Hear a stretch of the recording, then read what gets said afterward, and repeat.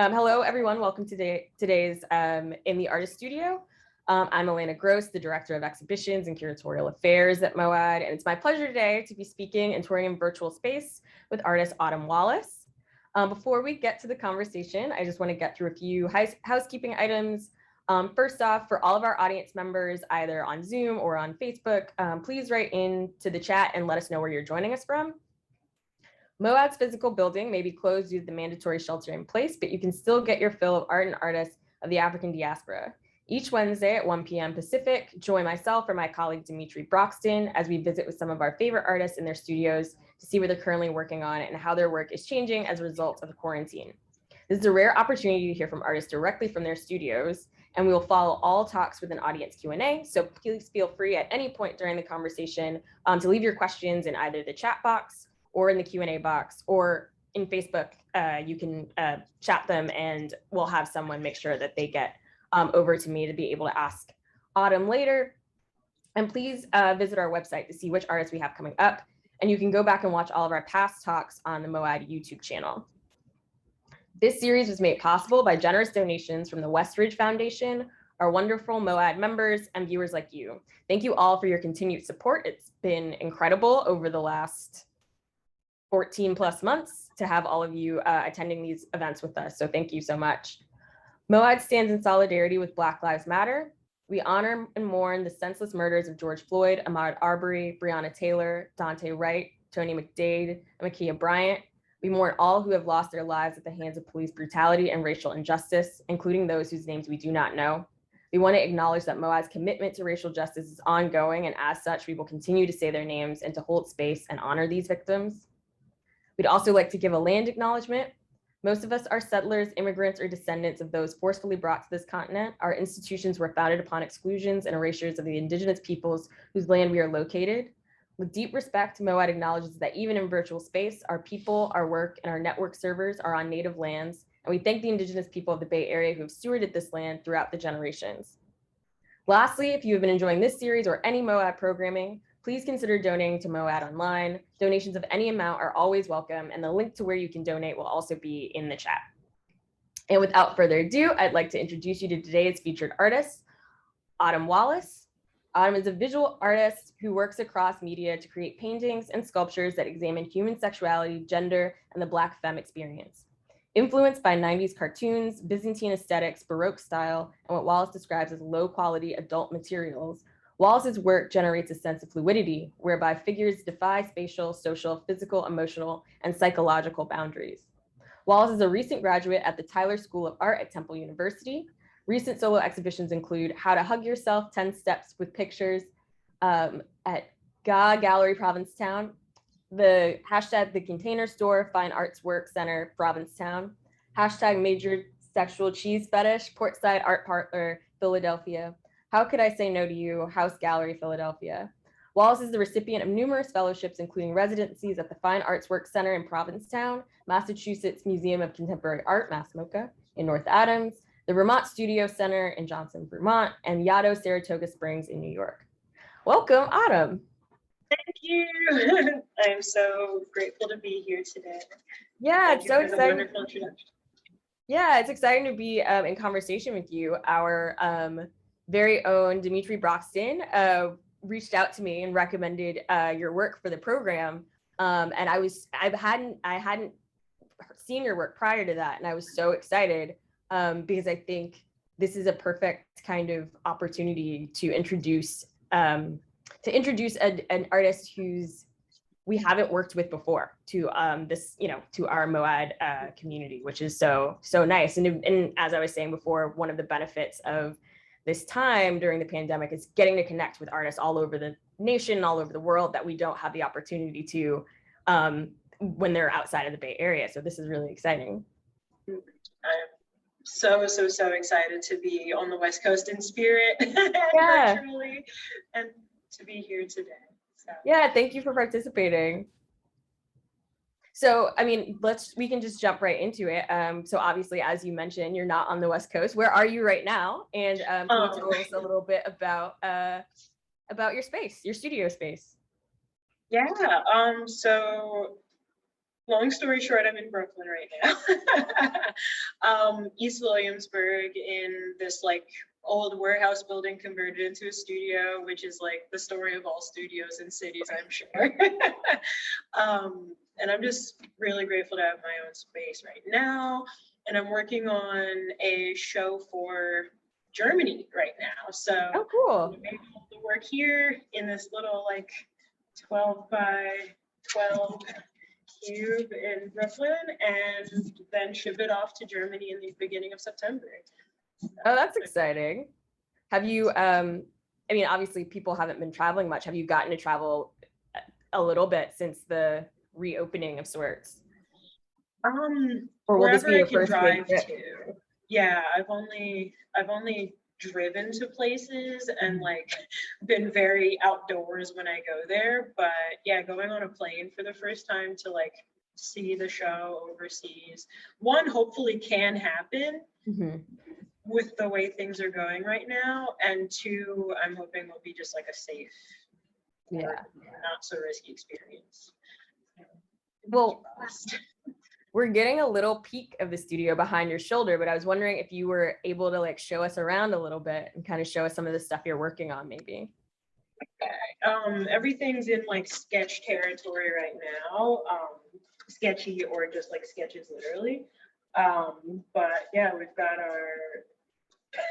our color wheel, Always need a color wheel. Yes.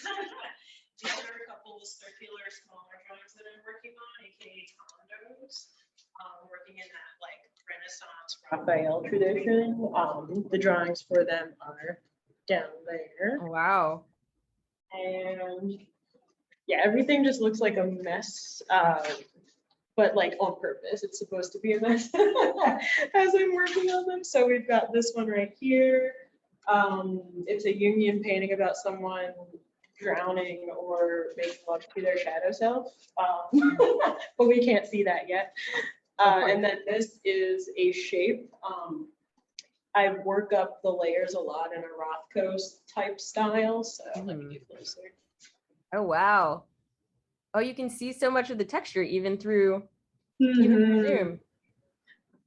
Yeah, so I'm trying to work all of that out as I'm going. And then we've got this big old one over here that is in sketch and also very shiny territory. Yeah. Oh, wow. And not much colorful stuff yet, but it is to come. Have you, this is such a nice studio, the opportunity to be able to work pretty big, which, yes. Yeah.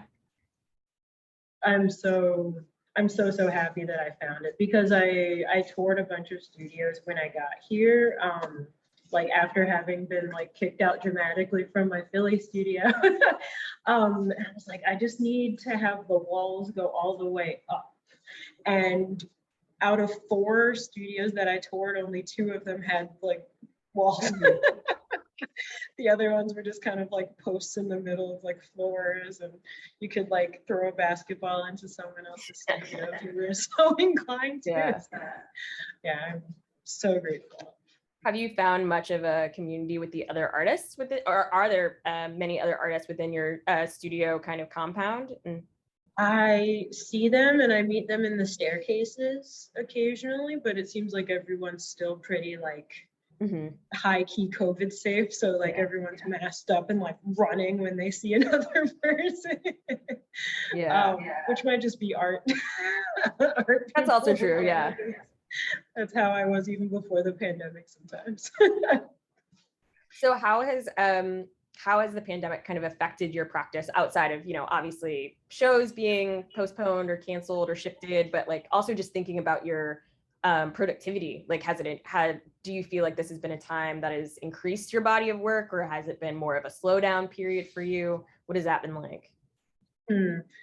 It's kind of been all of the above.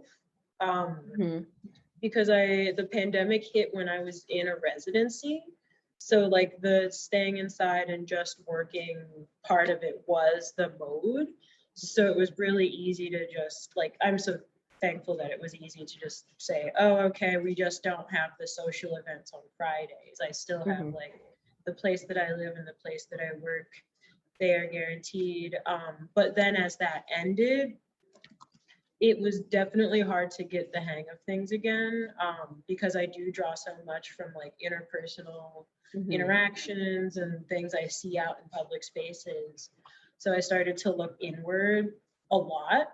And now I'm like, my work is almost becoming a revisionist history of things that have happened to me and friends and family members and et cetera, et cetera. So yeah, I don't think it's changed my work, but it's definitely made it more personal. So, yeah, and we're gonna get into more of the work itself, but it seems like based on like that idea of, you even mentioned a second ago about one of the other works of the shadow self, and shadow work. It seems like, you know, kind of having this time away from the world in a certain way, but still deeply connected to it and feeling it in a very personal way would be like that shadow work. Seems like this would be the kind of the most fruitful time for kind of digging in to that and unpacking it. Yeah. And scary sometimes. Yeah. When you're like, oh my God, that did happen, or like, I did do that. And then you can have lists and lists all over the place of the things that you need to unpack and rewrite. Yeah. Grateful for it no matter what. Yeah, so I want to go ahead and get started looking at some of the work. So I'm going to go ahead and share my screen.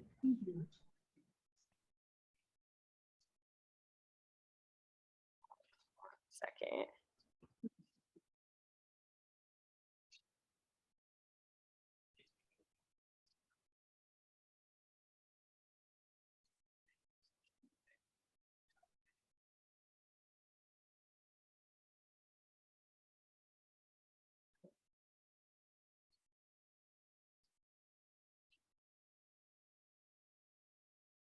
So I want to start here, looking at this particular work. So one of the things that really drew me to your work when I was first looking through your website and your Instagram, just kind of getting a feel for your practice a little bit, was that the works feel kind like immediate, though, you know, I'm seeing them for the first time, they feel immediately familiar in a certain way, because they're so reminiscent of so many different styles of so many different visual languages, I suppose. So there's, you know, there's the comics kind of element that almost hits you immediately, but then there's also this feel of like, I don't know, like Japanese watercolors too, to a certain extent. And so I was just wondering if you could talk a little bit about some of your artistic influences, your cultural influences that come into the work, and the various visual languages that you draw from. All right. Yeah, it's all of the things that you stated plus some. Yeah. My key thing is like never discount the quality of a source, even if someone would call it like bad art or like low art or whatever. Sort of ranking systems, like throw those all out, look at everything.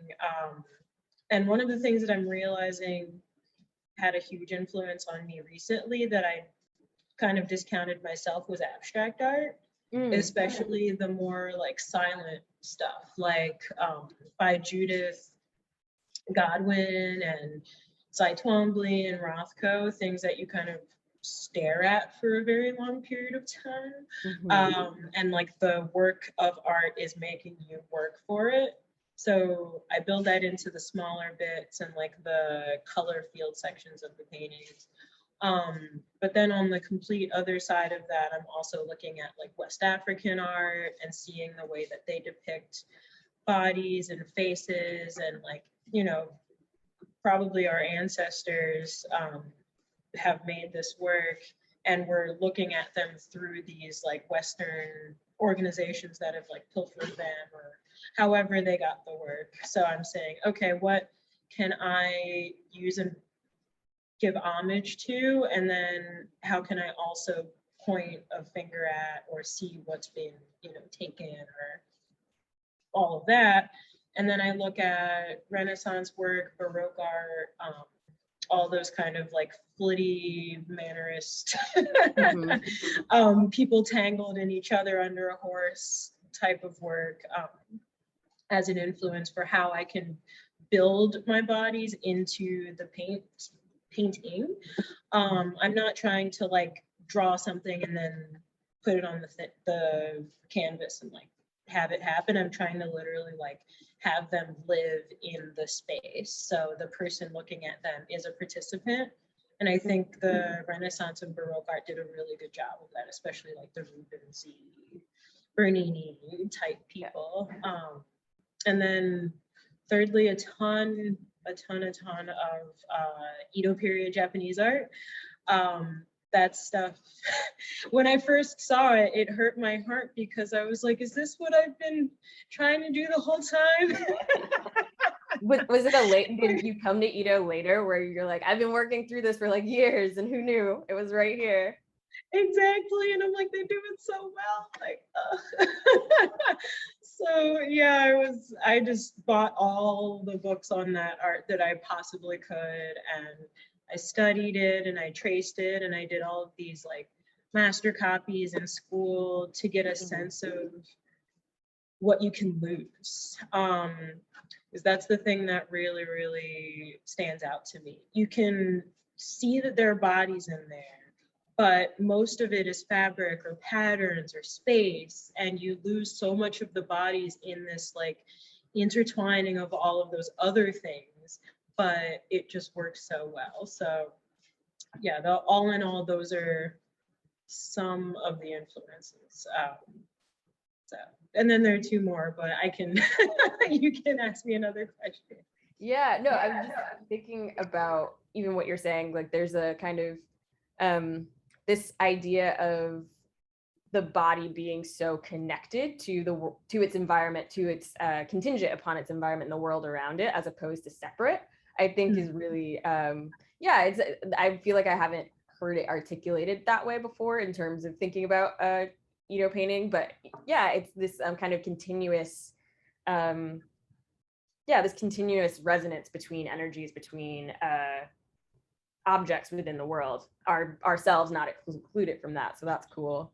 A follow-up question I kind of have related to this is in thinking about what we've just seen on the walls behind you and everything is your sketch practice and how the sketches become the paintings. How often would you say you work or rework a sketch to before it becomes a more completed, finished work, or it takes another form even before it goes from like the paper to canvas or to whatever? Sometimes it's just like the sketch looks like a line or like a bunch of circles on the page, and I'm like, I know exactly what that's supposed to be, and it'll become the painting immediately. But more often than not, I have to like redo the sketch and put another layer of tracing paper, another layer, and then I have to like scan it and do all this extra stuff in digital renditions, and then I make maquettes. I totally forgot to show you those. So sometimes the sketches turn into Cool little sculptures. I don't even know if these look like anything on the screen. Is that like sculpting clay that you make them out of? Yep, the Sculpey stuff that you get for whippersnappers. Yes. So yeah, sometimes the sketch goes from sketch to painting. Other times there's maquettes. There's and then back again. Does it go from sketch and then back again? Yes. And then sometimes, yeah. If I can help it, I don't have to go back to the sculpting it all the way, but having the maquette and being able to adjust the lighting is an indispensable. Yeah, which is something that I also just recently learned with quarantine because I had time now. Oh yeah. So have there been what other practices have you experimented with in this time when you have the space to kind of do so?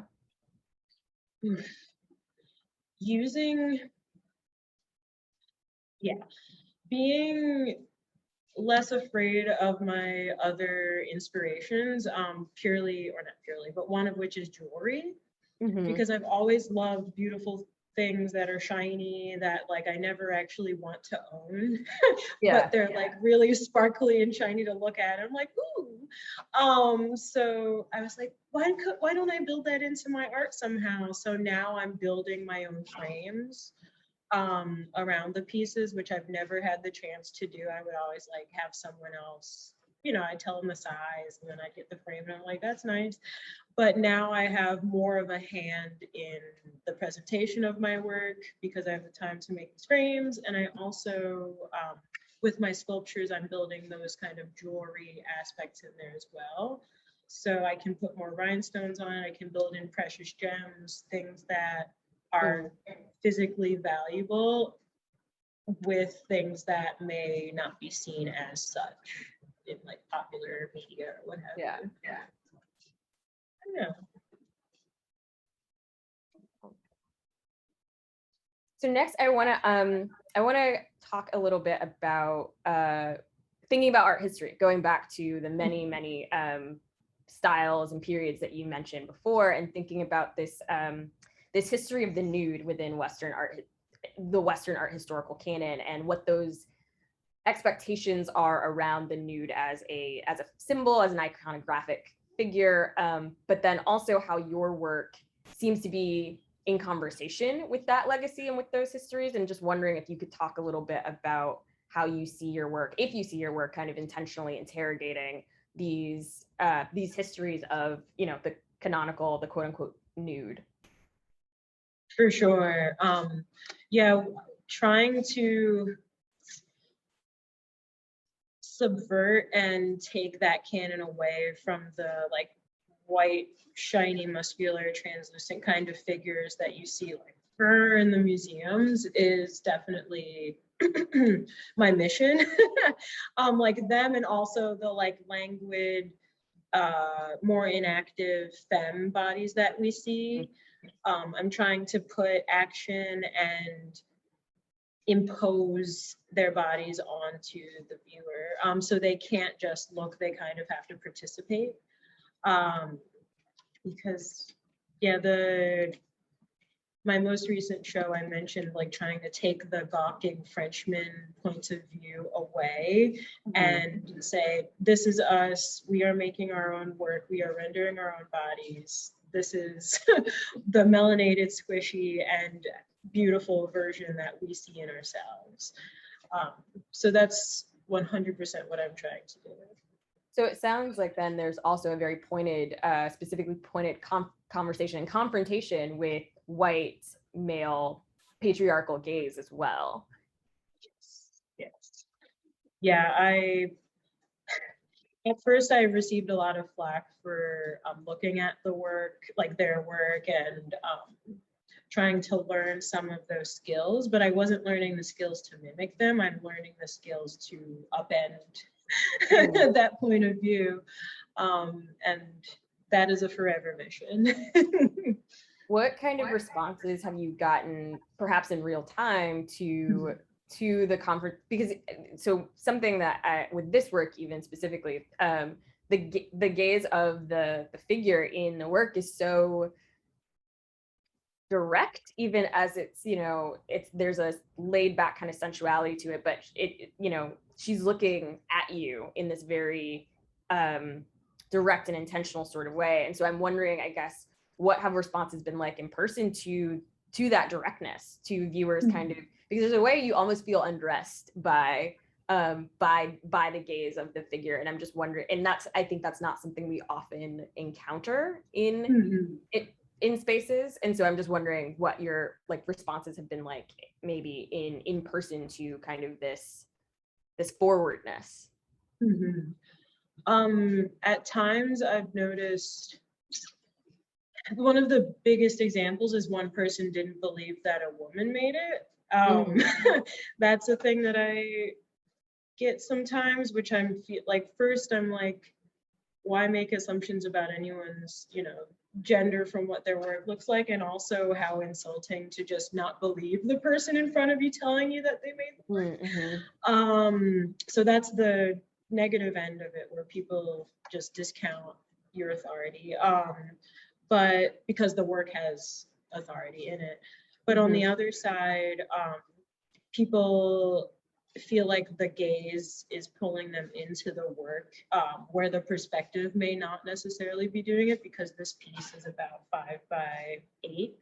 So she's not life-size in any way, but her presence and her looking at you and the gaze is definitely bigger than the piece. So yeah, people, I would say for the most part, do not try to say that I have not made the work and like the dressing. Yeah. I didn't realize this one was so small. That's and so intimate. Which also, I guess, in thinking about kind of that penetrating gaze, what that kind of does to you when encountering it in such an intimate space. That's really lovely. Thank you. Yeah, when I can't make the work tiny and intimate, I also try to make the piece, the perspective of it, literally tilt the people that are looking at it into it, or make them feel, as you said, exposed, or all of those things. So yeah, making the viewer participate one way or another is an aim. Yeah, so when you're making the viewers pretty present in your process, not in sort of dictating what the content of the work will be, but in helping in organizing what you want people to feel and how you want people to kind of navigate a space or move with the works, or how you want them to kind of be in relationship with them. Yes, 100%. Yeah. Another artist, Norman Rockwell, or I guess like illustrator, says people won't get what you're trying to say if you don't push it as hard as humanly possible. It's like throwing a ball against the wall. No matter how hard you throw it, it'll come back a little less. So I'm trying to like really throw it. Yeah. So I want to ask this next question about how does depicting bodies that are not attendant to white patriarchal beauty standards kind of reshape the way we can come to understand or come to know what beauty is or how it operates? That's another like core component of my work, trying to show and amplify the things that aren't seen as beautiful, or the things that like beauty sites or whatever magazine is trying to make people feel insecure about. Those are the things that I'm trying to highlight, like the stretch marks, the folding, the hair that's disheveled, like all of the things, because that's what's really beautiful. And everything else that's, amplified and put on social media, et cetera, is highlighting something that's possibly nice, but it's not that like gut-wrenching, unique beauty that I'm trying to go for with these works. Like, I don't know, there's so much beauty in the natural. Yeah, and I'm trying to, all in all, because it's so hard to find real or natural pictures of people, period, like online, especially with the quarantine right now, I'm trying to create that and curate that in my works. So then in thinking about, with a lot of these figures and a lot of these images, the skin treatment is like they'll be blue or purple and kind of otherworldly, and features very blown up in certain ways as well. And I'm just wondering about the concept of the monstrous feminine or the feminine grotesque in your work. Some of the figures, seem to be playful or coquettish, but also there's something also equally abject and uncanny about the way that they move in space, the way that they occupy space as well, which is so outside of what you're used to seeing with female bodies in art, specifically in fine art, but also, as you were saying, in sort of the beauty science industry as well. So I was just wondering if you see beauty and objection as being co-conspirators in your work or in your practice. Definitely. It's definitely one of my strongholds. And the abjectness, there's something about making something abject or all the way out there in its most extreme form or in its most exposed or most vulnerable, that needs to be seen. The beauty that you see in the most intimate moments, in the darkest of rooms or the most closed off of rooms with maybe just yourself, maybe with a partner, maybe with several partners, what have you, those things are too beautiful to just be relegated to sketchy websites or or something behind a paywall with people that definitely deserve the money for creating the content. But I want to make those things available for the general public to see, like, it's okay to make this face and it's okay to have these communications. Your broad nose is beautiful, like everything, like you're just everything. Let it out, let it be. And love it. Yeah, it's funny. I feel like we talk culturally, we talk a lot about how important representation it is and how important it is to see yourself reflected in the work you're looking at. But so much of that is what we mean by that has this very positivistic spin to it of, you know, only the good parts. But it's also important to kind of see yourself reflected in the things that we're less public about and the things that we may privately feel, we both privately feel a lot of attachment to or joy in, but publicly are ashamed of or scared of, or, you know, hesitant to really begin to unpack. And so that's not something I think that's something that's really interesting about your work, is that it feels like it puts those shadow acts to a certain extent on display, in a sense of not necessarily you know, not necessarily saying like, oh, we should everything should be positive all the time, but sort of like, how do we kind of engage in and relish in the darker aspects of ourselves, our bodies, our psychologies. Like, it feels like there's a real reveling in those aspects as well. And I was just wondering if you could talk a little bit about that. Yeah, there's a lot of insecurity among or built into like Black femme life in, I feel like in general, but I'm mostly reflecting from like my upbringing and my family, where it was borderline self-hating. So I'm really in the bottom of my heart trying to just destroy all of that, everything that they hated about themselves, because they're so like such beautiful people, and all of these things that they were trying to like, I don't know, diet away from, or like corset away from, or whatever, or perm away from, all the pain and suffering that we put ourselves through to look the way that we don't. And we shouldn't want to look the way that we don't, because we're like humans and beautiful, et cetera, et cetera. So yeah, those things are 100%, like, sorry for saying 100% so many times, but you're highlighting the things that are who I am and are what I'm trying to do. So that's the core. I like that this is all resonating, because yeah, these are you know, these are my thoughts and kind of interpretations upon first viewing the work, and the things that are really exciting about it to me, in a way that I haven't seen in a lot of other work before. And I feel like it makes me think about some of the messier human emotions in a very different way, and feel, exactly to your point, feel a lot less insecurity and less like uneasiness and shame around even acknowledging that I also have these same thoughts and desires and fears and behaviors as well. And so it feels like to have that kind of conversation in a public forum, you know, thinking about seeing the work kind of in person or in a space with other viewers, and both having that conversation with yourself internally, having that conversation with the work, but then also knowing that other people can see you, like other people are having that conversation together as well, I feel like is a really kind of interesting triangulation. Yeah.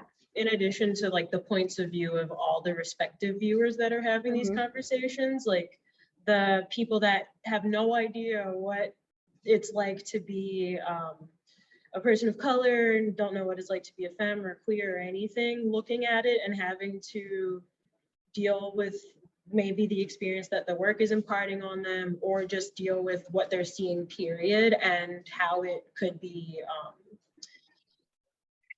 displacing their ideals of beauty in, you know, femininity, beauty in art, et cetera, et cetera.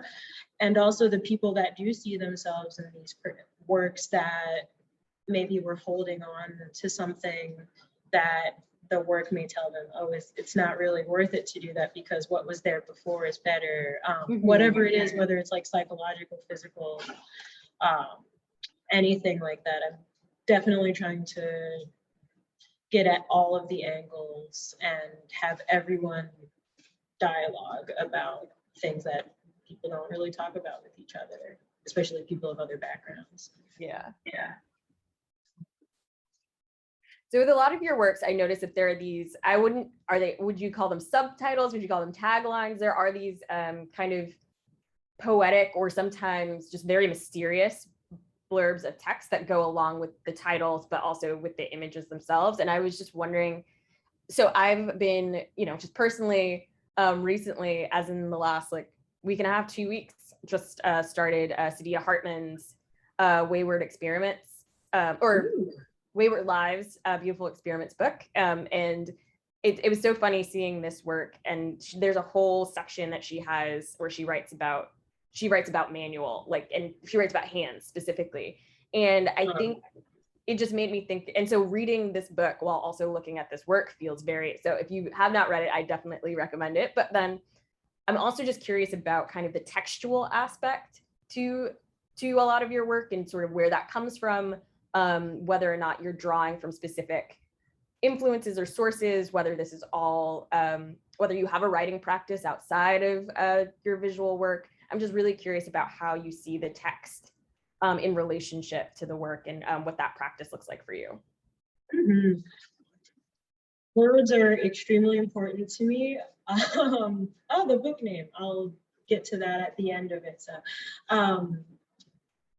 actually you have the book name. Anyway, sorry. The words are extremely important to me. My core like spark for most of my paintings are a phrase. So this piece and its companion piece, you know, are just about refrains that are common amongst millennial speakers in podcasting, radio, any sort of commentary. You hear a lot of "it's just like" and a lot of, you know. So thinking about this generational refrain, or thinking about the way that people use phrases of words that have nothing to do with what's actually happening, inspire these little blurbs. And they also add to the world that I'm trying to craft that these characters live inside of. So yeah, it's things you hear a lot in the real life, things that you may want to exist, and the characters that do exist, and building out their message for you. So diary right here is teaching you how to put your body and existence into your hands, so you can actually learn to hug yourself instead of it just being this internal cyclical non-complete thing. It's, hey, put everything that you need, all of your sense, all of your nerve endings out there and bring them around you. I think this is a really great segue for talking about another one of your series, or talking about a series of yours that I was immediately touched by. This series of Frickers. And if you can first just like talk a little bit about the series, how it began, basically what it is. And then I'm very curious about the narrative construction and all of the characters. And if you could, I don't know, like speak a little bit to who you see these women or these Black femmes being, and the world that you've kind of constructed for them. These characters, the Frickers, are little highlights inspired by the Frick collection. The one in New York, but sadly is closed, about the Gilded Age artworks and crafts with like Boucher and Fragonard, all these frivolous, purely spice of life type of paintings in its raw form. So I use that for the namesake and how I frame them, these teeny little paintings in these gilded frames. But the essence of these Black femmes is that they're in their own little hall of fame, in vocations that we don't often see Black people in, period, especially not Black femmes, like blacksmith or botanist or her astronomy, any of these things that we definitely do, but in media or even in documentary series or even on YouTube, we're not taken seriously, or, you know, there's all sorts of barriers to entering these industries. So that's mainly what I'm trying to do with them, and their origin, as if they're people that I know in real life or a hybrid of fantasy in real life. Some of these characters are real people or based on a single experience I've had with someone that I've known that was so dominant in my mind that it was a character in and of itself. And other ones are people that I find in my many and varied image searches on Google, and I'm like, that person is absolutely stunning, in the no makeup, bags under their eyes, like just the best of everything on them way, and I need to highlight them. So yeah, that's the Yeah, I love that. I also, again, want to kind of call out the bits of text that kind of accompany them. Like this one in particular, I remember being really striking, where it says, firmly believes past predicts the future and therefore is a psychic by the transitive property.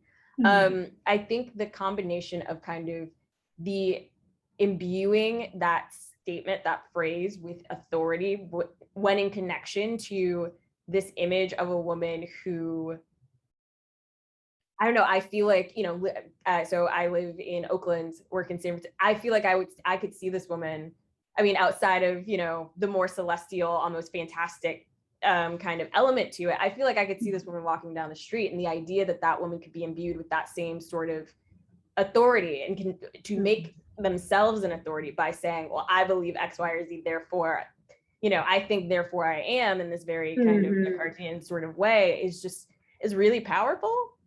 And so I think it's really interesting that, you know, this, you know, as you're saying, this series kind of began as a response to the Frick collection's response to this kind of institutional, authoritative space. And I'm just wondering, I guess that, you know, a question then is there feels like there's a lot of challenging of authority and a challenging of a specific like fact or truth in a certain way that you're also exploring, not only in this series, but in your work more largely.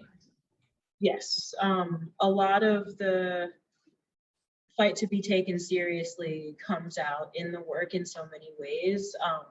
Like the being taken seriously in a collection where, or even responding to a collection where all of the figures are white, white European, heterosexual, et cetera, but also the fight to be taken seriously in your vocation, whether it's an artist or as a scientist. People may feel like you don't fit the bill because of your skin color, or because you do have a different colored hair or a different textured hair. All of the controversy about whether or not you can do your job with dreadlocks, like right. Yeah.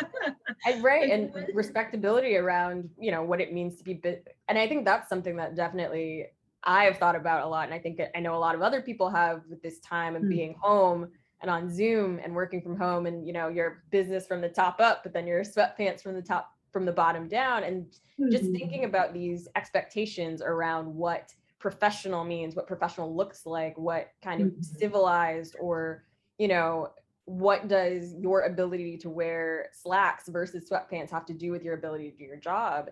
and really questioning the need for the, questioning that order, questioning that structure that has been put in place and that has been maintained for so long.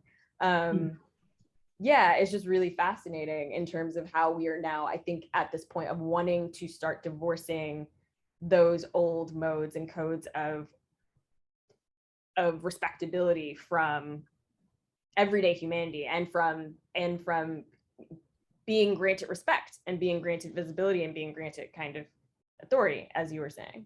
Exactly. And by default, without these things that you need to, put yourself out on a ledge for and be twice as good as, twice as well dressed as, whatever, like actually hearing people at face value.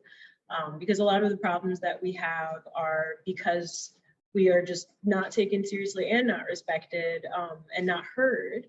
But if people were just like, oh, they can be a valid point of view in sweatpants, or when they didn't go to this Ivy League college or what have you, like, we're on to something, because the perspective, the range of perspectives is what matters. It's not where they come from. Right. I'm also struck by how small these works are as well. And so I'm curious as to, they almost feel like the size of them, like almost like playing cards or tarot cards or some kind of, token in that way. And I was just wondering if that's is that part of how you see them, or do you see them being this kind of large, I don't know how they're normally displayed, but this sort of large constellation of intimate portraits? Both. I think of them in this large constellation they're so small that they're easily transportable. And if you look across the country or the globe or what have you, you can say like, this one lives here, this one lives here, and you can literally put the painting there on the GPS. And that would be a cool project. Yes, it's coming. Yeah. It's coming. The mission is to have 100 of them, so I can do something like that at the end and have a book and all of those things. But yeah, I want them to be small because of accessibility in being able to ship them and being able to sell them to people that might not be able to afford my larger works or larger prints or anything like that, at least for now. Because fine art is very expensive, and people do get to the point where they cannot afford their own work. And when I say people, I mean me as well. So it's the one thing that I'm trying to say, like, you can get this, and it comes directly from the studio. Yeah. I wanted to kind of end our talking about the Fricker series with this one, because this piece was of all of them was my favorite. I feel it's so haunting, and I came back to it so many times, and just the direction of the gaze is so intense but also and gorgeous, and it gives me like these very like Medusa vibes, which are really exciting and really cool. And like her ability to just kind of fix you in your place through the gaze is just so striking and so stunning. And the treatment of the skin and the body within this like very seemingly unnatural color. But I also wanted to use this one to transition into thinking about talking about one of the other more prominent themes to your work, which is your use of eroticism and sexuality within the work. And so I was just wondering if we could start just by you talking about how you began thinking about eroticism and desire and sexuality in your practice, and the various ways that you kind of employ it. So in my practice, I didn't get to the realization that I was doing it until about 2 years after I was doing it. I was having a conversation with one of my mentors, and he said, like, your work is about sex, you know that? Like, why are you afraid of it? And I was like, what? And it took me a whole extra year to even figure it out. But since then, I like dug back, and I'm like, where did this actually come from? And as many things originate, it definitely started with my parents. The way that they approached discussions of sexuality and expectations of women. On one side, extreme fundamentalist Christianity, where there was an extreme emphasis on like being straight and also being a virgin until marriage, and like how important that is. I don't even remember the reasons, but it was very important then. And then on the other side, there was a lot of secular slut shaming, in the, you can't dress like this, you can't wear this, you look, you know, name all the words this way, in those shorts, in that dress, whatever. And the biggest fear when you're growing up is having a reputation. Right. So yeah, I wanted to and was trying to destroy all of those things, the religion and the sex slut shaming, in my work before I even knew that I was doing it. So, and this character is probably the most fitting to go with that kind of literally destroying slut shaming idea, because she's looking down at it, and she's saying like, so what? Yeah. Like, I'm here, I'm big, I'm dominant, and here we are looking at each other. What are you gonna say about it? Yeah, she's amazing. I love her. But oh, sorry. Yeah. But so even more than eroticism on the surface, it feels like there's a real consideration of pleasure within your work. That this, you know, this kind of look at sex and sexuality isn't coming from a place of repression or shame or fear in the same way. It feels like a real indulgence and a real engagement with sensuality and with sex as pleasureful, as not hiding from that.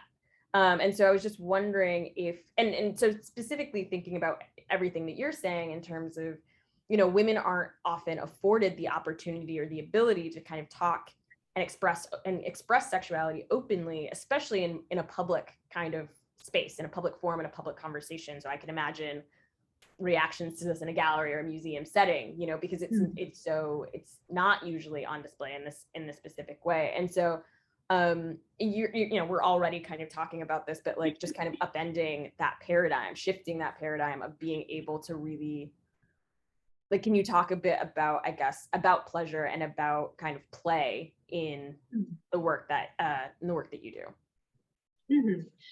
So in the characters, in all the characters, they range in gender identity, sexual identity, and across the kink spectrum. And I place them together in these paintings in like experiments, saying like, okay, these two in this painting specifically are buying a car, and it's a used car, and it might have been the one in the getaway, but we're just going to ignore that and collaborate. And this is the form of collaboration, or whatever anyone looking at it wants to say the story is about. And sorry, I'm getting lost in the idea of the sexuality and which characters are which here. But yeah, building these kind of experiments where consent exists and where everyone's going for the height of their pleasure, no matter how weird or how niche it is, no matter how public any of these things, they can be free. I want to show these free expressions of intimacy, embrace, all of that, but I also want to show that like consent isn't the end all be all in certain kink relationships. Like sometimes things go wrong that aren't, you know, braced by words, that you have to work through, and communication has to be there, and understanding has to be there, and all of these things need to stay, which is where the words come in. So I don't know if I answered the question. No, you definitely did. Yeah. No, I think something that's also really potent about the work is exactly as you're saying, is the queerness to it, not even necessarily in specific gender couplings, but just this idea of breaking down the non-normative, of really exploring couplings and intimacy and sex and partnership and all of these ways of kind of being outside of the strictures of heteronormativity, outside of the strictures of, you know, conservative Christian ideations around what it means to procreate, and this idea of procreation as being kind of the necessary outcome of sex in the first place. And I think I guess, yeah, could you talk a little bit more about, I guess, queerness specifically, either in terms of gender couplings or just in terms of this like breakdown of the normative within your practice? Yes. Breaking down the normative in general, I love doing it in unconventional ways where, yes, some of the characters do give birth or they do become pregnant or whatever like that, but they're giving birth to an inanimate object or a fortune cookie or an imaginary friend, something that will give, something that has more of a poetic meaning to them in their existence or fulfillment in life than it does in a narrative sense of like, oh, X, Y, Z, this is the story there. Yeah.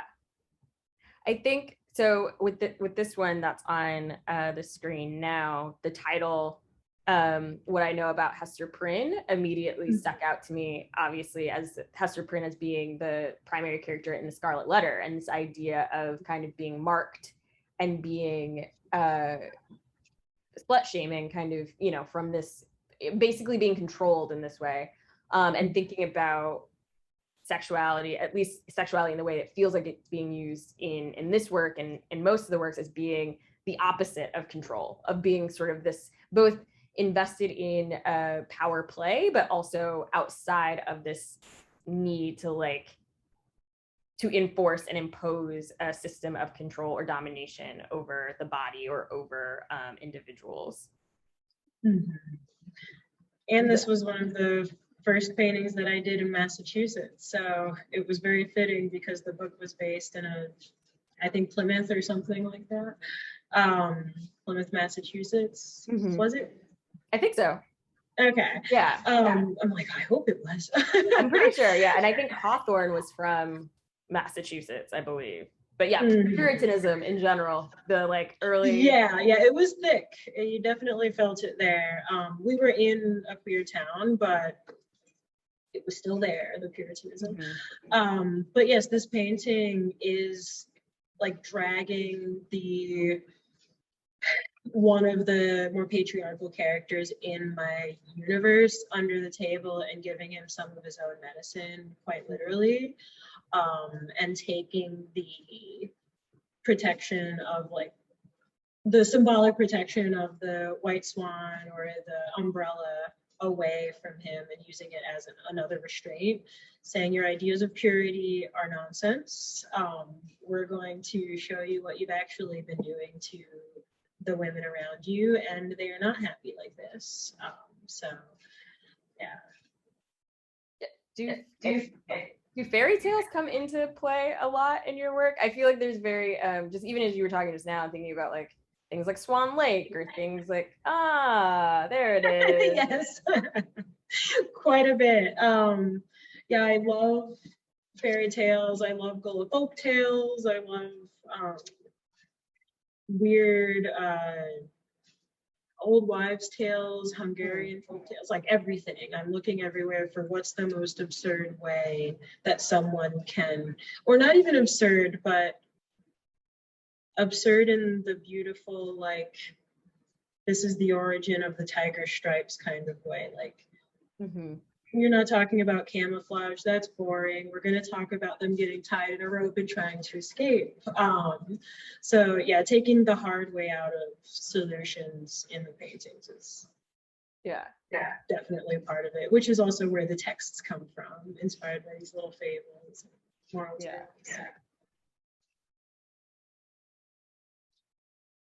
So I also, in looking at this work and just thinking about, again, just kind of your process and technique, I'm interested, you were talking kind of earlier on about how abstraction has recently become more of an influence. And I think that's so funny because I think at first glance, you kind of make out faces and eyes, but ultimately the entire scene feels very, you're reading it to decode it in a certain way. You're trying to understand that which your eyes and mind can't fully perceive in certain ways. You're trying to put these pieces together and these different meanings together. And also just kind of the treatment of the color, of the treatment of the paint, the treatment of these color fields in general. And so I was wondering if you started to talk a little bit about it earlier, but like, who are some of your influences and some of the reference points for the abstraction in your work?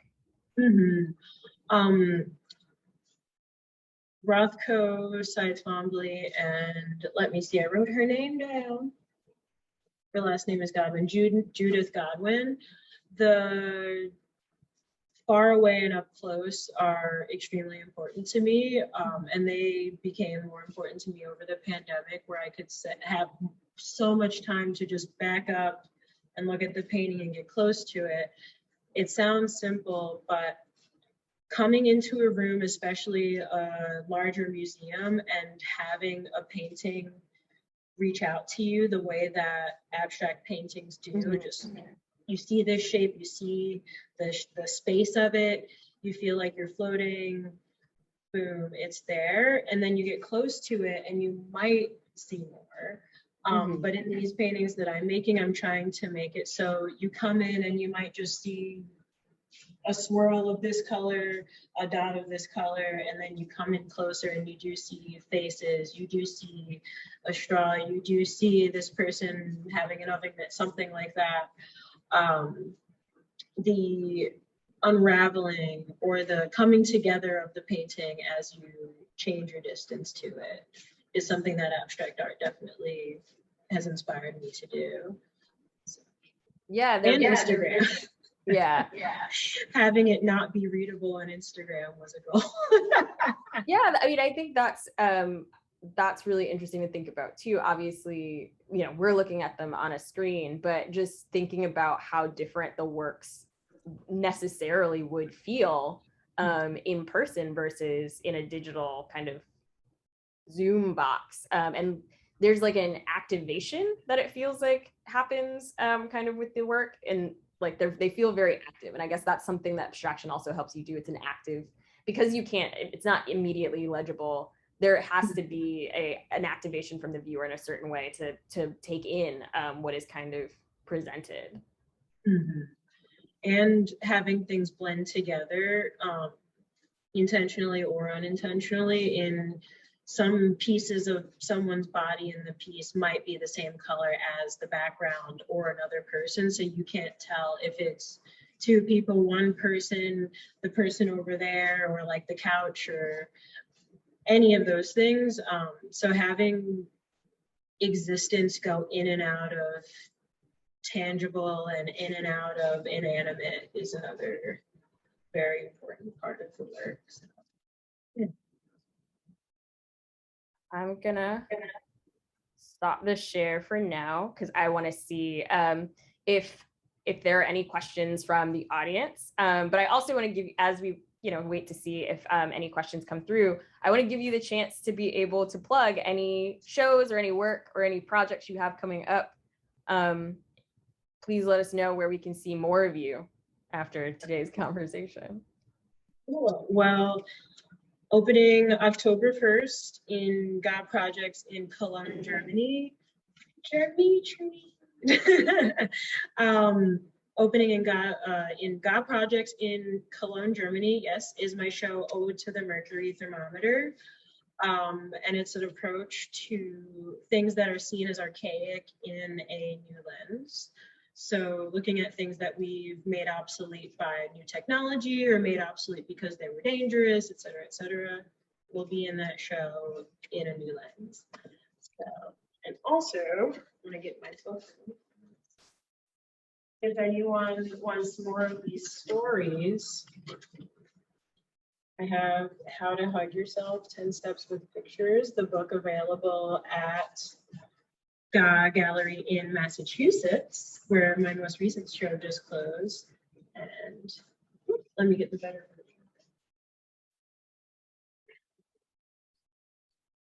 This is the signature 101 Dalmatians Rug. There are close-ups of the paintings in the front and back. They're all signed. They're all signed and numbered. This was my test one, so it's How big is the edition of the book? It's an edition of 61 in honor of a very, very good friend of mine who has recently passed. And they also have extra stories about all of the paintings in the show. So it has the piece, it has the WikiHow blurb, and then you get extra information in the back. So you can DM Gaa Gallery to get your version. There are not many left. So. Oh yeah, excellent. So you know, obviously we've looked at sketches, paintings, the maquette, which was wild. So I know that you also do sculptures, but are there any forms or practices that you don't in the book also, but like, are there any forms that your work hasn't taken yet that you're excited that you want to in the future want to be able to explore? Is there going to be film at any point or animation? Yeah. Yes. I did mention it earlier, but one of my biggest inspirations is like cinematography. The way that camera angles work, the way that you can zoom in and out of things, the way that people move on screen, et cetera, et cetera. I need to do that with my work, and I hope to meet an animation team to help me do it, because I've tried to learn animation and it's very difficult on your own. So yeah, one day. Yeah, that's exciting stuff. Oh, here we have a question. How has your change of location scenery affected the way you interact with your work and others? I used to deny it. I used to just say like, oh, I have my mission, I'm gonna make the work I'm gonna make and I'll do it anywhere. But now being able to react to and work with the people around me and the space and the history of the space that I'm in, I feel like I make better work in the process, and it also leads to more ideas in the future. For example, I was researching, when I was in Massachusetts, I was also researching the Native peoples from the land that the residency was on, and also the history of Black people in that area with the reverse freedom rides. So all of that rolled into the type of work that I was making then and even now. So yeah, there's keeping your eyes open and always reading the plaques in the place you're going. Very, very good. So local histories find their way into yes. Would you say that do contemporary events ever find their way into the work? Definitely. They never come out verbatim though. They go into my brain and they're processed through the whirlwind tornado that is my thought process, and they come out as an allegory.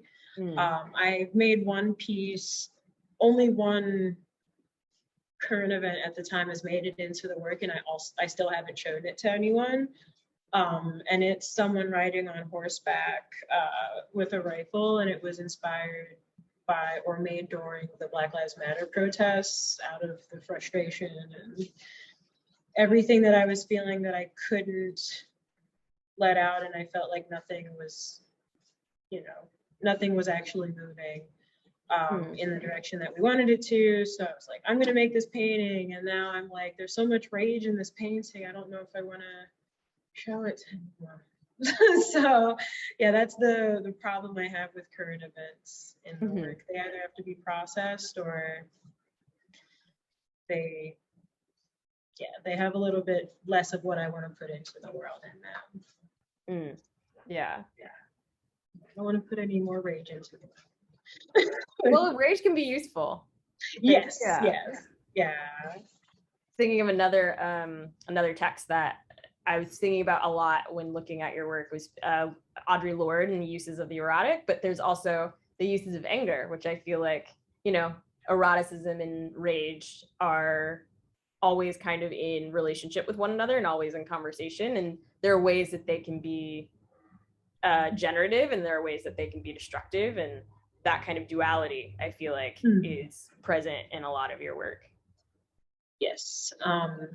The destructive part of it was definitely something that I was also trying to take out for a while, but I've realized that the destructive part adds attention to the pieces that other people can read, whether or not I tell them what the origin story is. And I feel like it's better that I don't, because some of them are from real, you know, events that have happened to me or people that I know, that I'm letting the work be a revisionist history of the event and saying like, oh, it happened because they wanted to like fluff a pillow, or like we're trying to make an aside, but you see what's happening in the piece and you read the caption and you're like, oh, I've been in this situation before, and you know, this is how we can improve it, or oh, we can now have a conversation about this topic.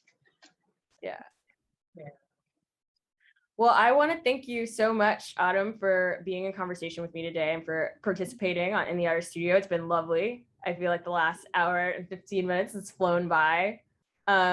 We already got a chance for you. If you hadn't, it sounded like you were done plugging all of the things that you have coming up, but we're excited to hear more from you and to see more of your work as it continues. And I just want to say to everybody who is watching, thank you so much for coming. Thank you so much for being part of today's conversation. If you want to rewatch this another time, or if you have friends who happen to miss it, this conversation will be uploaded to our YouTube channel later. Go back and watch all of previous In the Artist Studios, all of our other amazing online programming, which we hope we will definitely be continuing in the lead up to our official reopening this fall, October 20th. With all of the new exhibitions, and definitely stay tuned, looking out for our Instagram, our social media, our website for all of the events and all of the programs we have coming up.